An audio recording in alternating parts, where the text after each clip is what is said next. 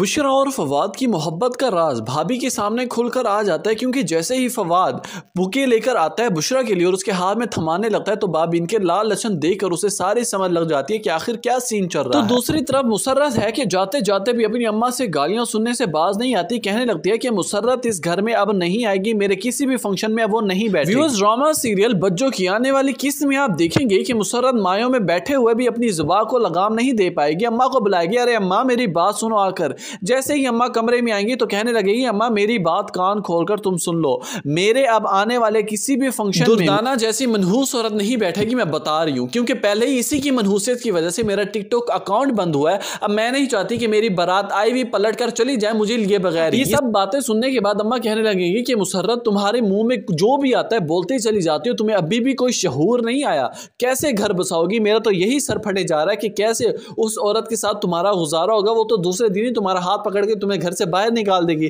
یہ بات سنتے ہی مسرت کہنے لگے گی ارے اماں تم مجھے دیکھو تو صحیح، اس عورت کا ہاتھ میں نہ پکڑ کے گھر سے باہر نکالوں تو میرا نام مسرت نہیں۔ یہ باتیں سن کر اماں کہنے لگے گی دیکھ مسرت اگر تو نے یہی کام رکھے نا تو اپنا گھر بسانے سے پہلے ہی اجڑ کر بیٹھ جائے گی تو یہیں پر۔ دوسری طرف ویورز بشرا اور بھابی جیسے ہی باہر جاتے ہیں تو وہاں پر ملاقات ہوتی ہے ثنا اور فواد سے۔ وہاں پر فواد بشرا کے لیے بکے لے کر آیا ہوا ہوتا ہے اور بشرا کے ہاتھ میں تھمانے لگتا ہے، پرپوز کرنے کی کوشش کرتا ہے، لیکن بشرا وہ بکے لینے سے سیدھا اور صاف انکار کر دیتی ہے۔ یہیں پر ثنا کہنے لگتے ہیں کہ بھابی آپ ہی سمجھائیں بشرا کو، وہ خوشی سے دے رہے ہیں، اسے لے لینا چاہیے۔ یہاں پر بھابی بولنے لگیں گی کہ ارے بسی تم بہت خوش نصیب ہو، تمہیں لے لینا چاہیے، کسی کا دل نہیں توڑتے، وہ بہت خوشی سے دے رہا ہے، اس کی خوشی کی خاطر رکھ لو۔ اب وہاں پر تو بشری لے لیتی ہے، لیکن جیسے ہی گھر آتی ہے تو بھابی سے کہنے لگتے ہیں کہ بھابی آپ نے مجھے مجبور کیا ورنہ میں کبھی بھی اس کے ہاتھ سے بکے نہ لیتی۔ یہ بات سنتے ہی بھابی کہنے لگے گی کہ ارے بشرا تمہارا دماغ تو خراب نہیں ہو گیا، اتنا اچھا لڑکا مل رہا ہے، اتنا اچھا پروپوزل آ رہا ہے جو تمہارے ساتھ میچ بھی کرتا ہے، تم اسی کو ٹھکرا رہی ہو۔ یہ بات سنتے ہی بشرا کہنے لگے گی بھابی جیسا آپ سوچ رہی ہیں ایسا کچھ نہیں ہے،